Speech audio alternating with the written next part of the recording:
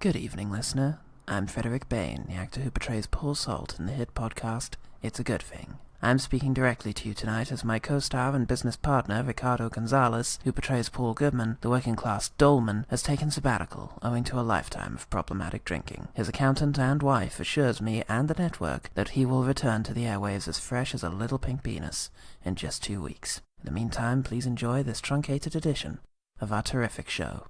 I'm Freddie Bain. Until our next.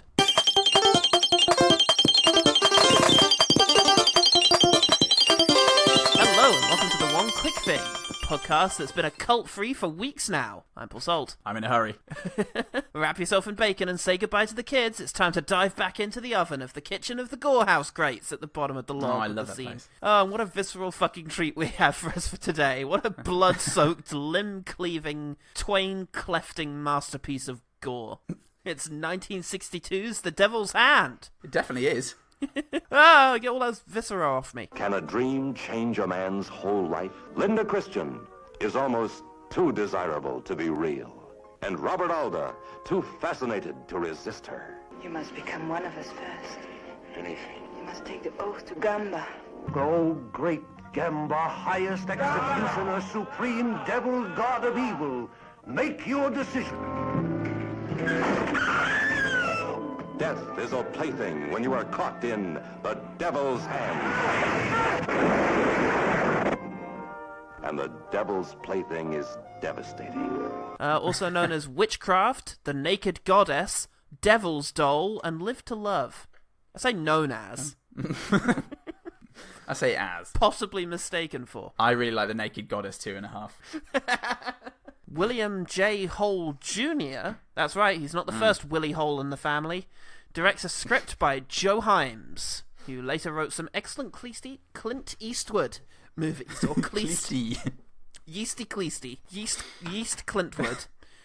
Movies like Breezy and Play Misty for Me, both of which... Play Misty for Breesty. Both of which have very similar plots to this. Thinking about it. Great. Except for the occult bit. Oh. The young women leading straight-laced men of Stray and the voodoo puppets are the same every time.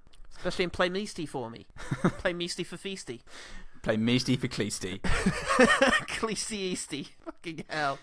So tired is the thing. Yeah, I know. Well, we've been recording for 2.5 hours already, almost. Love it. Oh, fuck me. The film stars Robert Alda, the father of Alan It Was a Baby Alda. Is it really? Yeah, it was. Oh, fantastic. Yeah, it was. It was a baby. Yes, he is. Oh. Which explains all Great. that dynamicism. Oh, absolutely. And difficulty Fuck he yeah, has Bob getting Alda. out of rooms. Okay. Refuses to go. It's a Gore House Great, so it was not well received by the public, or really received by critics at all. The few who did see it by accident said... Margaret Harford said, Miss Christian is certainly an eye-opening lass, wearing a flimsy negligee. In fact, she models several flimsy negligees. At no time, however, is she quite as transparent as the plot. Marmalade. Box Office Magazine says, Box Office Magazine's anonymous reviewer. You don't fucking use my name on these, right? Not having it get out. Again. He or she said that the film was a tale of woe, not to be dismissed lightly by those audience components known to acclaim and accolade all-out stress on the indelicates in man. This might have been Fatma Mohammed who reviewed this. John Wayne. The perfidy of the production's overall effect is one of ponderous detail, as all concerned strive excessively for gruesomeness. Oh, I hate that. Oh. Not excessive striving for gruesomeness. There's a reasonable amount. Yeah. Yeah, you dawdle to gruesomeness, I think. Well, he ends up concluding the audience should be regulated to adult participation, which is a fucking insane way of expressing that series of thoughts. This isn't a person. This is a generator, right? You know, you can get like a Foucault generator or something. This is like Horsey X model era movie review generating. This is 1961's tape-driven fucking review bot built by Jesus, Russia to try and ruin the box office of The Last Jedi. It's a long game. It's a fucking headache every review, Paul. Alright, well, I've got a better one from public. The public were just as sporadically aware of the film as the critics. Paxtel on Amazon says, The Devil's Hand is a classic horror movie from bygone days. I love the bygone days. Aww. That period of history. Oh, Yeah. bygone. Bygone. Often shown on the Horror Channel, it is a free black and white film. Oh, they always have to talk about colour, don't they? Come on, everyone. Am I the only one depressing. here? About a man who is enticed into a cult by a beautiful seductress. Unlike most films, the baddies don't totally lose. Spoiler. Oh. Don't totally lose. Well, not. I think they keep their dignity. I think you can very much call this a mixed outcome for the baddies of this film. There's been another error in the threeman database. Oh no. In that for some reason we weren't putting the quick things in. I don't know what our rationale for that was. You say we. Paul, I'm going to need you to take shared responsibility for the running of the threeman database, in as much as you allowed me to do it. You are therefore partially responsible for all of this. Like the nuclear engineer who let the monkey at the controls. Yeah, call me Nick Clegg, because I'm ready to take it on this one. For this wonderful coalition that we've got going on. I'd have gotten away with way worse if you hadn't been here. I'm not sure why we weren't including the OG teams, the quick things, because they are just as shite. Anyway, here are my exciting revelations. Oh boy. Cameron Mitchell was in The Swarm. Of course. I think he plays the general who gives Michael Caine supreme powers to do whatever the fuck he wants with bees. I imagine so. That's what Cameron Mitchell tends to do. Ken Osborne was a bartender in Nightmare in Wax, presumably at the Go-Go Club, and he was the telegram delivery man at the beginning of Blood of Dracula's Castle, who gives Rick Cannon the letter, which is an interesting combination of things. John Bud Cardos was the prison guard killed by Crazy Johnny in Blood of Dracula's Castle. Oh, yes. For no reason. Crazy Johnny. And was one of the incompetent cops from Nightmare in Wax. Aw, those guys. Yeah, and he also worked as a driver on Memento. But all right. Look, John. Bud. Yeah. Can you just bring the car around the front? You know, I was in Blood of Dracula. Yeah, great one, mate. Yeah, great. Love it. Love it. I've got some stories about Cameron Mitchell. Yeah, mate. I'll hear him later when I'm asleep. Send it to my rubbish brother. You put it in Westworld or some shit. Ah, fuck. But yeah, there were no threemen in this film. But look at Robert Alda. Look at Robert Alda. Your baby-killing son. Is the threeman accolade hereditary? Is it passed on from father to son? God, I wonder how many people that could apply to. Because if so, we're coming for you, Alan. Look the fuck out. Alan. No threats are viable when you put Alan at the end of them. I'm going to kill your mum, Alan. Demonic transference, Michael. It's exactly that. So, Paul, you crazy dame. Gee. What's one thing about the Devil's Hand that made you want to drink a smoking glass of alka something? Robert Alda. Fucking hell. Just Robert Alda. Head to toe. Tip to toe. Fuckety bow. It's my new song about Robert Alda. I love it. You should be honoured. It would be if he wasn't dead. Dead as fuck. Yeah. He's a stylish, smouldering piece of work. Very stylish. His first scene, he shows up dressed like Mr. Rogers in a sort of light cardigan. Yeah. His whole thing in this movie is, I'm being demonically possessed? Okay then. Tell me more about this. You witch. Well, Torgo, what is the way out of here? He did remind me. He did fucking remind me of whatever that guy's name is from the Mangoes. What? Manos, the Hans of Faith. Oh yeah. Yeah, he did remind me of fucking lead dude. Oh bless. Yeah, a little bit, but I just fucking love this guy. Who are your friends? My date for the afternoon. You're 20 minutes late. Sorry. You hear that? He says he's sorry.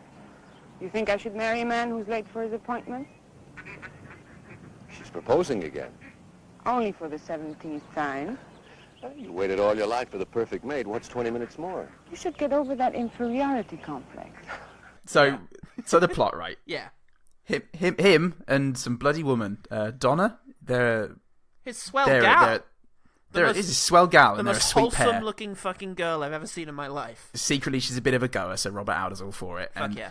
And then, after about 5 minutes of establishing that they're pretty sweet on each other... they go to Rod Serling's doll shop. If you'd care to leave a photo, I'd be happy to make one up for this young lady. But she is the lady. No, sir. She is not.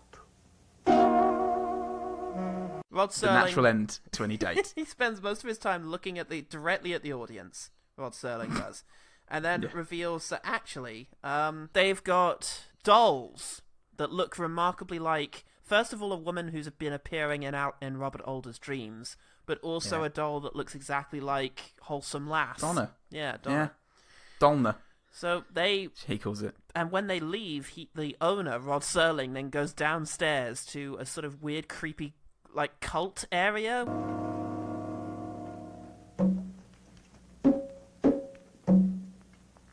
With a black guy permanently drumming on his voodoo drums and a creepy satanic altar, which is very much what I imagine the back of Argos looks like.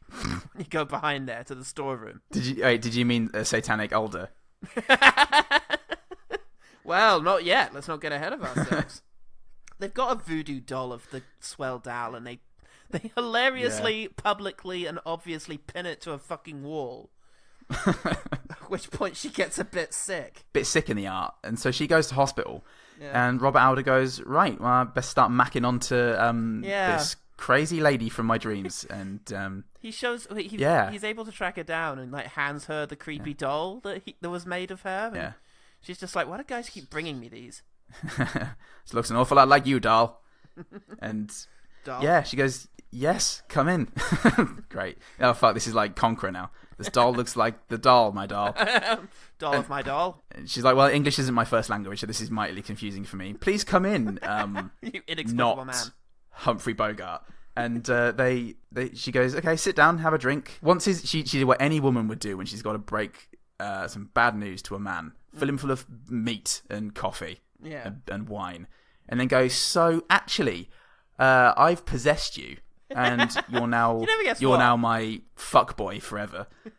And Alan Alda's dad, Robert, just goes, great. Yeah. Let's do this. Let's find out more. I had to condition you, wear down your resistance, make you want me. So I visited you through mental projection. You may not admit it, but I am firmly planted in your subconscious. Could be. She shows him a couple of magic tricks, like the ability to go transparent and invisible, and he's like, oh my god, you're transparent. I can barely see you. I'm behind you. Oh. Oh yeah. There you are. Well, it's still pretty good. Yeah. Anyway. It's fine. I was actually just showing you a cup and ball trick. But yes, she says to him, yes, you should really join our religion. We worship, what's the guy's name? Gamba. Until I discovered Gamba. Gamba. The devil god of evil. Oh, that sounds lovely. Tell me more about this devil god of evil. Yeah, he's up for this at this stage, and they have sex whilst he whispers sweet insults in her ear the entire time. Just takes breaths between making out to just mutter things like, you witch, I love you, you witch. And you're so fat in those clothes. What's the fucking... Looking more like your mother every year. Really are a witch. She-devil, whatever you are, I want you. And it's that's it really for about 20 minutes. Very just, John Wayne. Well, he's ingratiated into the order of Gamba, the demonic god of evil. They're also onto like a nightclub evening they're having. At which point they show up at the door and give them the dolls of them both. It's like, okay, great, thanks. These are yours now. Look after them. Here's our creepy dolls. I don't know how this works. Fucking when he's brought in, Francis the High Executioner says he says, has he been informed of our code and beliefs? Just informed. Like it's a fucking fucking like health and safety procedure. Look, Paul, it's time for restlessness and death because they bring out the sacrificial girl that they might sacrifice, and it's Maureen from number 27. Oh no! And they bring her out, and they've got this weird spinning sword set up that falls upon Maureen from number 27. And And if she's lucky, the sword is just a sheath and it doesn't hurt her. If she's unlucky, it's a bloody sword in that sheath and it stabs her up. She's lucky, so she's fine. She goes back to number 27, Primrose Avenue. Thank God. And then Francis announces that Rick can now begin the trial period. Yes, the fucking trial period of his satanic cult membership. Look, rates will go up after that period. And Gamba is said 700 times. And then we have a couple of scenes of Rick Robert Alda just fucking winning at life. Yeah, he becomes stock expert. The Church of the Devil God of Evil is fucking great. It's got real results. Just don't doubt him. And why would you? You know? He works. And he doesn't seem to want anything in return except you get under the wheel every now and then, but it looks like he actually does look out for you and make sure you don't get pierced by it. So Bianca, which is the devil woman, the witch, the absolute witch, and Francis, the high executioner, they're discussing Rick and they're pretty happy. And then Francis declares that your Rick will receive the loyalty test now. Some fabulously weird lines. And he's honeypotted kind of by a woman who, in the order who wants to break free. And he's like, look, you're a woman, so obviously I don't respect you. So just get out. And he's passed, and he is now a proper member of the Order of Gamba, the God of Evil. Yeah. And then he's not, because he decides to go and help Donna. Yeah. We gotta get better. Gotta help your swell gal. At some point here, he sneaks in order to rescue Donna by getting that massive nail out of the obvious doll of her. And then it's very confusing. At this stage, Culty McRod Sterling finds a letter that's like, dear editor, I'm just joining this cult as a big ruse and I'm going to expose everyone. Ha ha ha ha ha. Ha ha ha ha ha ha ha. They all look like dicks in their cloaks as well. I hate them all. Bye. And I kind of thought, oh, is that a twist? Has Alan Alda's dad secretly been a newspaper reporter? But no, it turns out it's just some other bloke. Yeah. Who's the newspaper some reporter. Other bloke. Yeah. Who Rod Serling hilariously murders. Yeah. By stabbing it in the eye, at which point he just goes, ah! And drives off a cliff. I mean, that's Gamba, mate.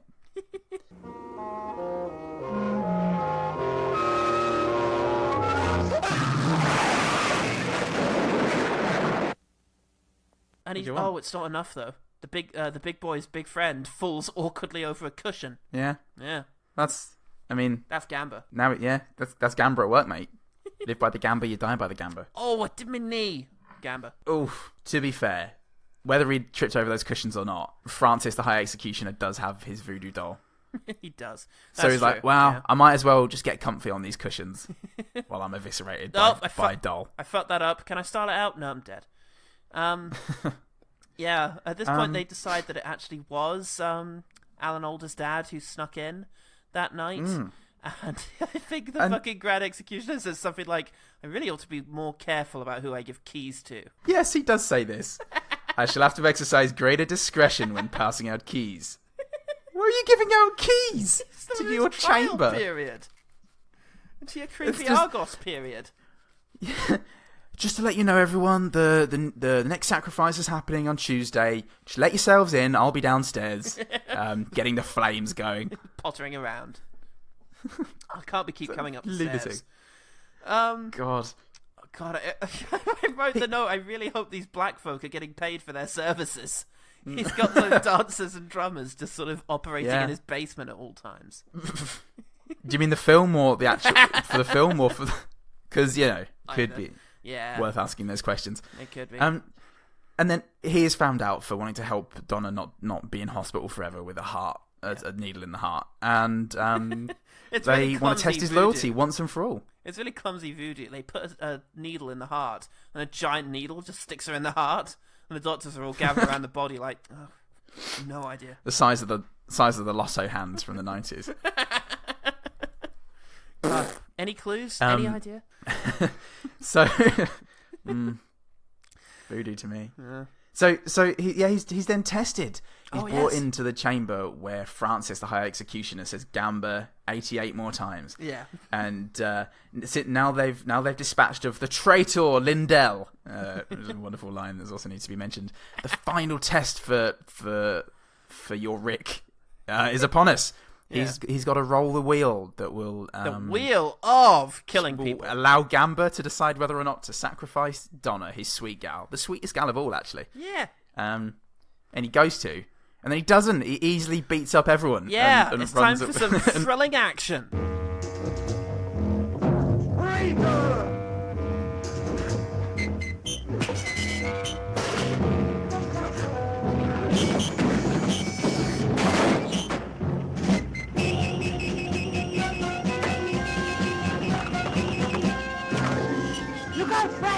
Somehow everyone except the two people furthest from the exit burn to death. Yeah.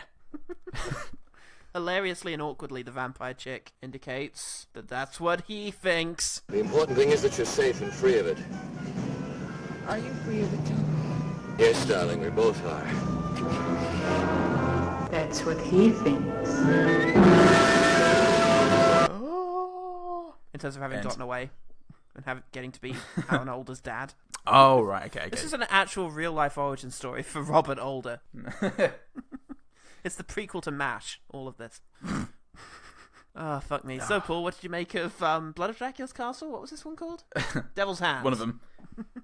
I really enjoyed it. Yeah, it was very watchable. It was very, very silly. Yeah, and definitely. I really enjoyed Robert Alda to boot. He was an interesting lead. This kind of cozy-looking older man. Yeah, it very much bespoke. Yeah. He was kind of a hunk in the Robert Mitchum tradition. He didn't really have didn't seem particularly stressed by anything that was happening to him. He just stood happily in the centre of any room, lighting cigarettes and wisecracking. Maybe he could have played Genghis Khan. Could have given it a go, mate.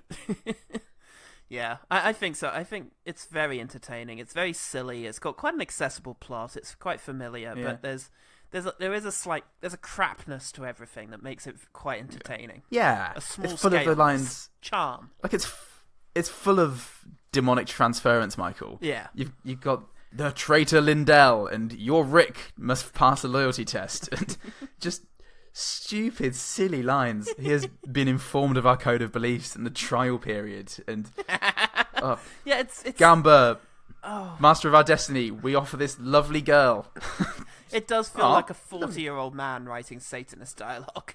They didn't get Charles Manson in to sort of write original stuff for this. They definitely just sort of wrote, oh yeah, that's probably what it's like. Those Satanists. Yeah. Yeah, but it's a tremendous amount of fun. And it's quite breezy as well. It's like 70 minutes, and entirely on YouTube, so... Yeah, but there you go, just watch it. Some of the scene compositions are great as well. Just back and forths between characters and intense sort of close-up shots, which change in between shots, which is just very comedic. God, the exchange of glances between Francis and Donna when they meet each other in the doll shop is just wonderful. Because it's like knowing, accepting eyes and smiles, and then a sudden cut to a stern look of disapproval, not showing... and then a shocked look from Donna. Yeah, I think it's not showing the expression change, just makes it really funny. But hey, we're getting into stuff we like. Let's quickfire. Okay. I did quite like the surf music and the weird cutouts of people. It was such a fucking bizarre tone that this film was setting in its first few moments that I had no idea what to expect.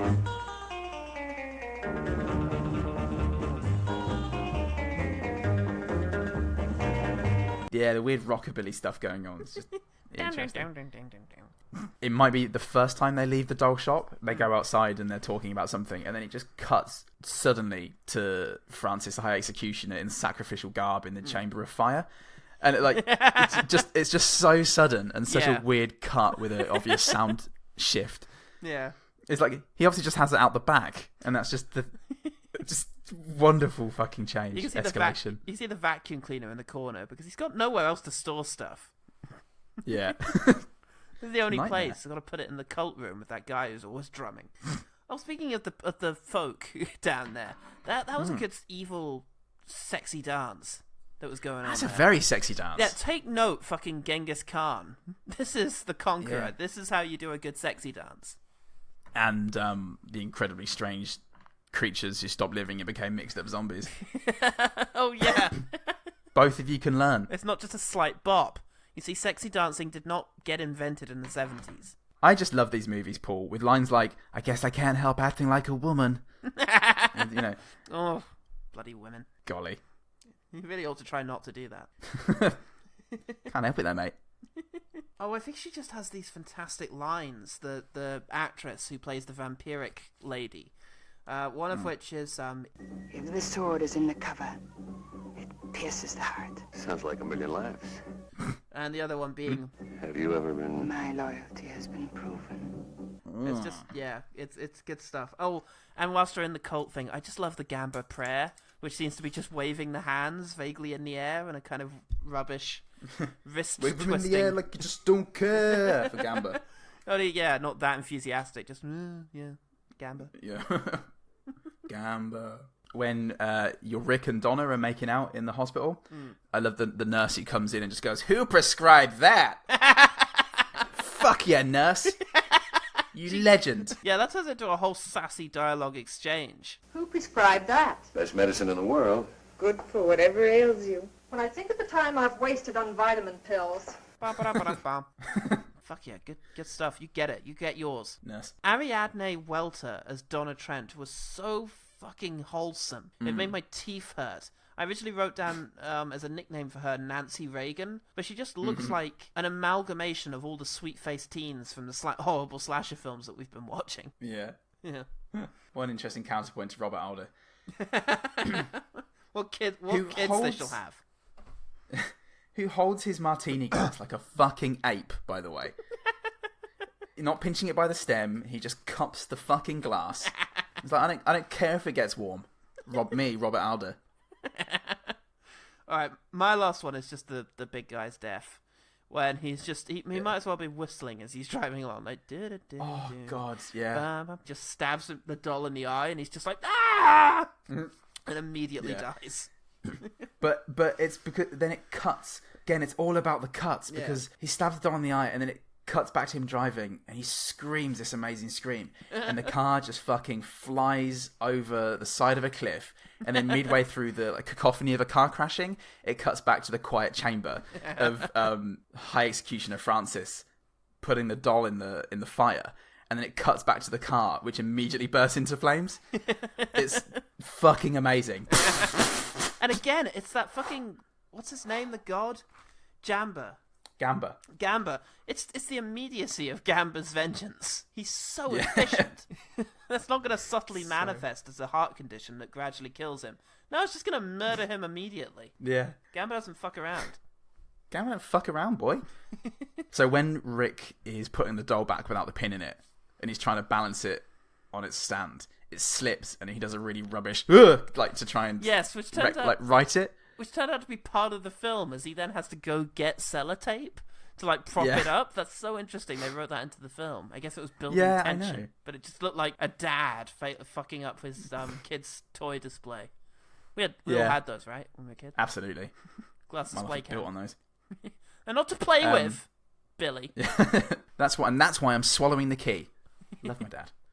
Finally, when he's talking about the visions he has of her, he's talking to Bianca about the visions he has of her, and he describes seeing her in this place without land, and it's in the middle of this storm, and then we see her sort of superimposed over a storm, and it's it is what it is, but it still manages to look quite dramatic as he's describing it with the voiceover. That.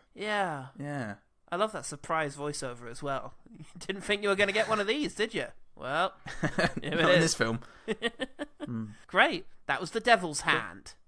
Paul, how can people find out about the one better thing than the quick thing? Oh, brilliant. Well, that's on OGTpod, otherwise known as the One Good Thing Pod, otherwise known as the One Good Thing Podcast. You can do that on OGTpod at Twitter, OGTpod at Facebook, OGTpod at gmail.com at Gmail. Find us on all the different podcasts, including the one that you're listening to us on right now. Or unless it's going out of business right this second. Quick, get off it now. No. Quick. Oh. Now you're stuck in it with us. Just lost Ian. So. Oh, not Ian. He was 25% of our audience. Yeah. I love that about him. That was my favourite thing about Ian. Well, Godspeed, Ian. We loved you and hardly knew ye. And we'll see you next week for another one episode. Yeah, another shorter episode than customary. Yeah. Than we usually do. So yeah. Bye. What?